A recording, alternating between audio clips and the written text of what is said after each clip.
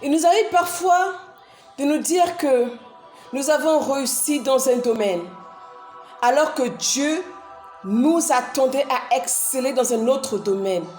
Et même parfois de nous dire que j'ai essayé plusieurs fois, mais je n'y arrive pas.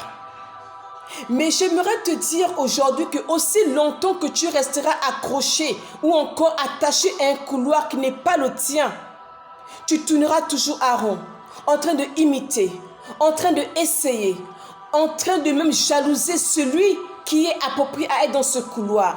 Et pourquoi pas abandonner?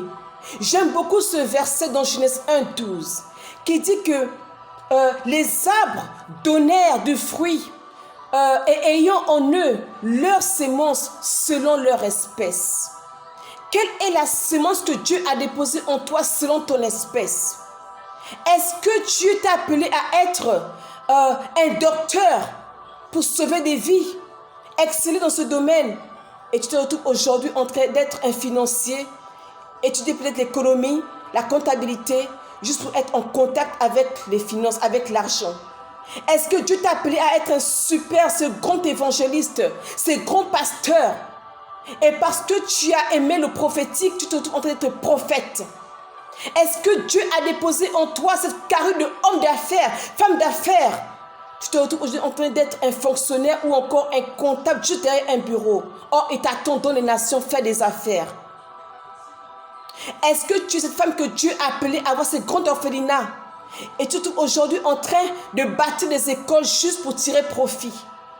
Dorcas a compris son appel. Elle a excellé dans la couture. Au point où on l'a ramenée à la vie pour continuer son ministère. Elle n'a pas réussi seulement, mais elle a excellé. Alors ce matin, j'aimerais t'appeler à exceller. Demander encore à Dieu de te réorienter. Afin que tu puisses sortir le fruit qui est en toi.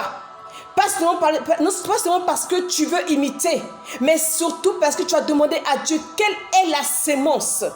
Quelle est la sémence que tu as déposée dans l'espèce que je suis.